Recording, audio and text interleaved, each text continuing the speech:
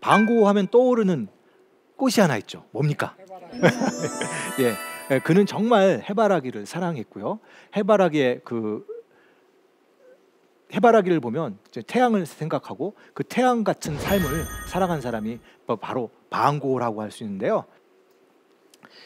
저에게는 이 방고가 굉장히 좀 가깝게 다가오게 돼요. 왜냐하면 제가 최근 방고 하면 가장 중요한 미술관인 방고 뮤지엄을 갔다 왔어요. 그래서 방고 하면 자다가도 일어날 만큼 관심이 많이 생겼습니다. 방고 뮤지엄 가면요, 진짜 세상에서 방고의 작품이 제일 많은 데가 바로 여기입니다.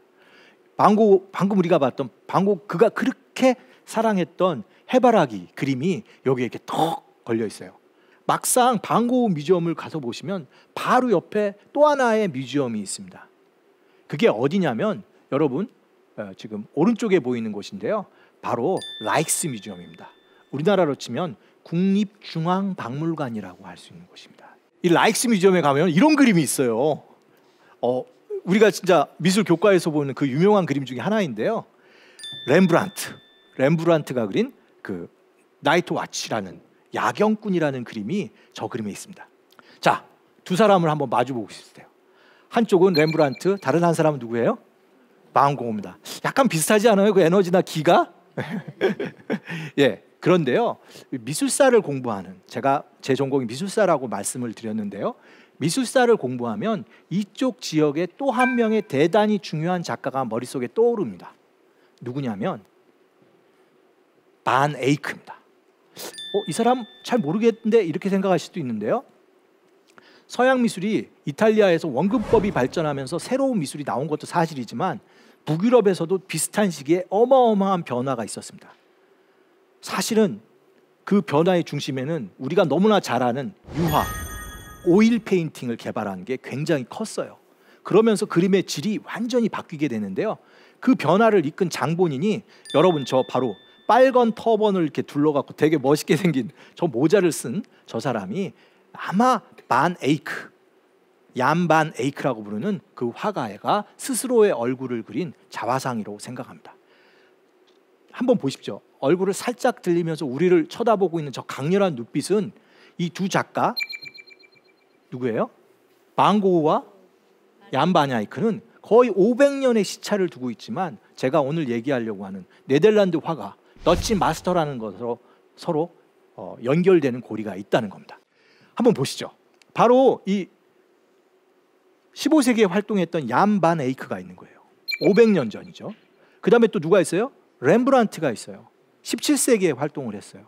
이 사람들을 방고우는 사실 잘 알고 있었습니다. 그러면 방고우의 미술에는 자기와 같은 지역에서 활동했던 이 앞선 세대의 그림들이 조금씩 녹아 들어가게 되면서 그의 미술에 큰 변화가 생겼다라고 저는 생각을 하는 것이죠. 이런 이야기들이 제가 앞으로 더 많이 한번 끌고 갈 이야기입니다. 혹시 이거 아세요? 어때요? 이게 혹시 꼬마는 아나? 예, 요즘에는 잘 안 봐요. 예. 혹시 뭐죠? 예, 맞습니다. 플란더스의 개고요. 이 플란더스가 이게 이 플란더스의 개라는 이 소설이 영국에서 쓰여져요. 영국 사람이 썼기 때문에 이 플란더스라는 게 원래는 플랑드르라는 지역이고요. 지금 우리가 보는 벨기에, 네덜란드 지역을 원래는 뭐라고 불렀어요? 플랑드르라고 불렀고요. 이걸 영어로 플란더스라고 불렀던 거예요. 그래서 여기에 나오는 이 꼬마, 이 네로 또는 넬로라고 하는 이 넬로라는 꼬마는 이 할아버지, 정확하게 외할아버지입니다. 외할아버지와 같이 살면서 우유를 배달하는 그런 이야기인데요. 제가 이 이야기를 왜 갑자기 꺼냈을까요? 예, 네덜란드 이야기고요. 한 가지 이 동화에 오늘 이야기거리에 한 가지 이야기가 숨어 있죠. 이 꼬마의 꿈이 뭐죠? 화가입니다. 아니 뭐 여기 계신 분들도 어렸을 때 한 번쯤 화가의 꿈을 껴보지 않으셨어요? 안 그러셨어요? 화가. 근데 사실 별로 화가라는 게 별로 한 번쯤 생각해 볼 만한 그런 꿈이지만 이 플랑드르 지역은 진짜 화가들이 많은 데예요. 그냥 화가가 많은 게 아니라 화가들이 사회적으로 존경을 받아요. 그래서 플랑드르에 있는 중요한 도시에 가보면 역에서부터 도심까지 걸어가다 보면 중간중간에 광장이 있는데 그 광장 이름이 화가이거나 실제로 화가와 예술가의 동상이 있어요. 여러분 이런 거 한번 생각해 보세요. 가장 큰 서울의 아니면 부산에 여러 도시에 큰 광장을 갔는데 거기에 김홍도 동상이 있는 거예요. 우린 잘 그런 생각 안 하잖아요.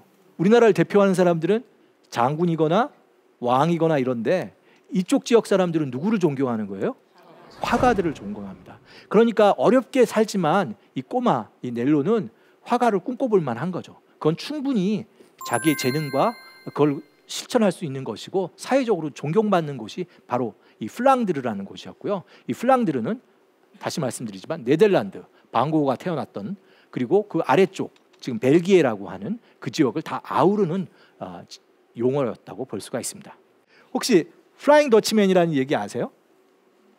원래는 바그너라는 이 작곡가가 오페라를 지은 거예요. 그게 바로 방황하는 네덜란드인이라서 이렇게 품위가 있고 교양이 있는 사람들은 바그너의 오페라를 생각하는데 저는 솔직히 말하면 좀 많은 사람들이 잊어버렸지만 플라잉 더치맨 하면 떠오르는 사람이 있습니다.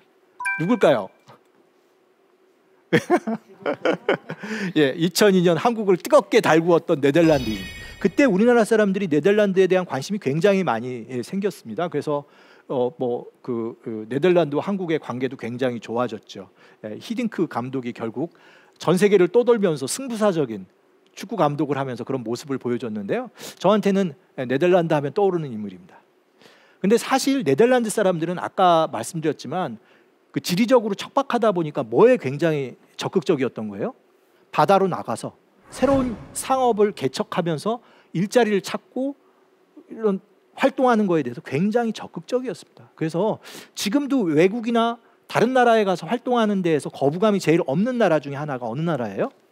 네, 네덜란드 사람입니다. 이거는 한번 우리가 관심 있게 봐야 되는데요. 우리나라에도 네덜란드 사람 일찍 왔죠. 누구죠? 하멜도 있고 하멜이 왔더니 누가 또 온 거예요? 네덜란드 사람이 박연. 예, 그래서 이 사람들이 우리나라한테 이미 조선시대 한참 임진왜란, 병자호란 이때 우리나라한테 와서 뭘 가르쳐줬어요? 화포 기술을 가르쳐주기도 하고 서로 그런 우리나라를 위해서 싸웠던 사람이 또 네덜란드라기 때문에 또 그런 것을 알고 보면 그때 이미 배를 타고 어디까지 온 거예요?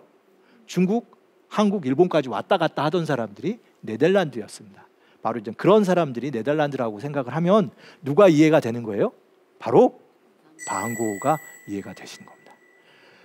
방고흐는 정말 다양한 곳에 삽니다.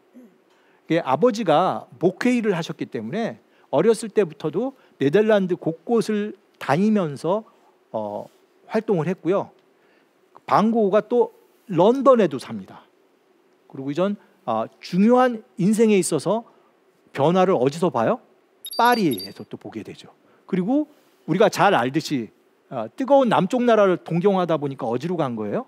남쪽 프랑스 아를르까지 가잖아요. 뭐 이런 식으로 해갖고 계속 떠돌아다녀요. 그런데 이 떠돌아다니는 거는 네덜란드 사람들한테는 전혀 이상한 게 아니에요. 우리나라는 우리 사람이 죽으면 한국에 돌아와서 모셔야 된다 이런 생각이지만 그는 실제로 파리 근교 오베르에서 죽었는데 아직 거기에 묻혀 있어요. 그러니까 사람들이 방고흐 하면 네덜란드 사람이라고 생각을 거의 안 하죠. 그 정도로 이 사람은 그냥 어쩌면 이게 방고흐뿐만 아니라 그쪽 나라 사람들은 현지에 가서 활동하고 거기서 죽어도 결국 그렇게 삶을 마감하는 게 네덜란드 사람들이 가지고 있는 전통적인 개방감이라고 보실 수도 있을 것 같습니다. 이런 거 하나하나가 방고흐를 이해하는 데 있어서 재미있는 이야기거리가 될 텐데요. 이런 이야기가 어떻게 그 작품 속에 모아 들어가는지는 좀 더 한번 우리가 살펴봐야 될 것 같습니다. 자, 방고흐가 제가 미술대학교에서 미술사를 가르치지만 방고흐는 미술대학을 다니지 않았습니다.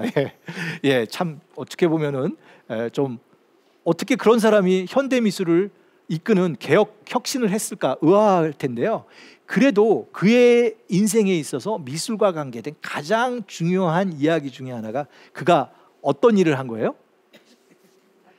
그가 고등학교 때부터 우리나라로 치면 대학교 때쯤 되는 꽤 긴 시간을 그림을 사고 파는 아트 딜러의 역할을 했습니다.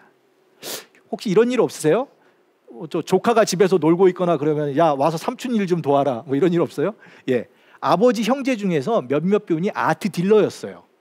그러니까 방고흐가 조카한테 너 와서 삼촌 일 좀 도우라고 했던 거죠. 그래서 그 당시에 꽤 잘 나가는 구필 화랑에서 일을 했습니다. 그래서 아까 제가 방고우가 어디 살았어요?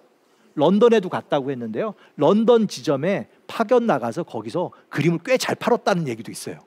그러니까 사실은 너무나 숨어있는 놀라운 이야기죠. 미술대학은 안 갔지만 화랑에서 일하면서 그림이 사고 팔리는 과정을 누가 다 본 거예요? 방고우가 본 건다. 그것도 하루 이틀 본 게 아니라 한 6년 정도 일을 해요. 꽤 재능이 있었던 거죠. 그러니까. 하지만 그가 거기서 아마 자기의 미래를 보지 못했고 그는 아버지를 따라서 뭐가 되고 싶었던 거예요? 목회 일을 해보고 싶었어요. 하지만 방고우 하면은 따라다니는 모든 이야기 중에 하나죠. 인생이 잘 안 풀려요. 예, 신학대학 시험에서 계속 떨어져요. 그래서 결국은 그 목사가 되는데 실패를 하게 됩니다. 그러다 이것도 저것도 안 돼갖고 거의 28살 될 때 뜻을 세우죠. 28살이면 지금도 무슨 일을 하기에는 조금 주저할 수 있는데요. 그때 이제 그가 자기의 인생의 방향을 뭐로 잡은 거예요? 화가가 되겠다고 생각을 한 겁니다. 그리고 그사 죽은 나이가 요즘 뭐 만 나이도 있고 하지만 거의 10년 동안 화가로 활동했고요. 그 중에서도 5년은 뭐 배우고 남 그리는 거 따라하다가 다 시간을 보냈고 결국 한 5년 정도인데 우리가 기억하는 거는 마지막 2년입니다. 그때 진짜 불꽃 같은 삶을 살고 가는 화가가 바로 방고우인데요. 어쨌든 그의 숨은 이력 중에 하나가 바로 뭐예요? 아트 딜러예요. 굉장히 재미있는 이야기고요. 실제로 방고우 하면 떼어놓을 수 없는 형제가 있죠. 복은 없었지만 누구의 복은 있었어요? 동생 복이 있었어요. 사실 아버지도 이 방고우하고 별로 관계가 안 좋았던 것 같아요. 자꾸 방황만 하고 자기 일 못 찾고 있으니까 방고우가 큰아들이거든요. 그러니까 얼마나 아버지가 또 마음이 아팠겠어요. 그래서 아버지와의 갈등도 굉장히 있었지만 그래도 누구? 자기 동생, 4살 어린 동생하고의 관계는 굉장히 좋았던 것 같습니다. 근데 그 동생의 직업이 뭐죠? 아트 딜러예요. 그 동생은 아트 딜러가 된 다음에 그 직업을 바꾸지 않고 계속 하게 됩니다. 그래서 돈을 벌어서 누구를 지원해요? 형의 생활비를 대는 그런 이야기가 되는데요. 그런 이야기는 조금 더 기다리시면 더 많이 나오게 됩니다.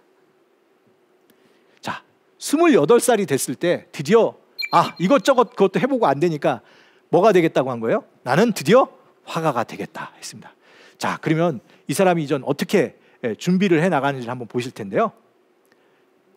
그 당시에 그림을 그리려면 요즘은 어떨지 모르겠지만 가장 많이 하는 게 모사하는 거예요. 유명한 작품을 그대로 따라 그리는 거죠. 지금 보는 거는 밀레의 작품을 누가 그리고 있는 거예요? 방고우가 그린 거예요. 방고우는 밀레라는 우리가 뭐로 알려져 있죠? 이삭 줍는 사람들 뭐 이런 그림을 그리는 밀레를 좋아했어요. 약간 어떻게 보면 정서가 어떤 거죠? 그러니까 뭐 화려하고 그런 걸 좋아하기보다는 힘들게 노동하는 노동자라든지 농민의 삶 속에서 진실을 찾으려고 했던 것 같습니다. 이런 그림들을 좋아했던 거고요. 실제로 그가 그린 첫 번째 그림은 바로 이 장면입니다. 네, 바로 여러분 잘 아시는 감자 먹는 사람들이고요. 어떠세요? 이 작품이 방고우의 작품 세계를 앞으로 어떻게 나가는지 보여준다고 생각하면 좀 의아할 수 있을 정도로 그림이 무겁고 칙칙하죠. 예, 하루 종일 일하다가 밭에서 감자를 캐다가 일을 했고 저녁에 들어와서는 그 감자와 조그마한 따끈한 차 한 잔을 마시면서 가족들이 저녁 식사를 하는 그런 장면의 그림인데요. 방고우는 이 작품이 진짜 마음에 들었는가 봐요. 동생한테 편지를 쓰는데 야, 이건 진짜 이제 내가 그림 같은 그림을 그렸어. 이런 표현을 쓰면서까지 이렇게 흥분하는데요. 만약에 진짜 이 방고우가 이 정도만 그림을 계속 그렸으면 우리가 정말 방고우를 기억할 수 있었을까? 이런 생각이 좀 들긴 합니다만 어쨌든 이게 누구의 그림이라니까요? 방고우의 그림이라니까 관심이 일단 가긴 합니다. 예, 방고우는 참 놀랍죠. 그때도 이 동생한테 편지를 계속 써요. 그래서 편지를 쓰는데 편지 안에다가 뭐도 집어넣어줘요. 요즘 우리가 치면은 문자 보내면서 그림, 사진도 보내는 것처럼 자기가 어떤 그림을 그리고 있는지에 대한 드로잉도 친절하게 해갖고 이런 그림들을 그리게 됩니다.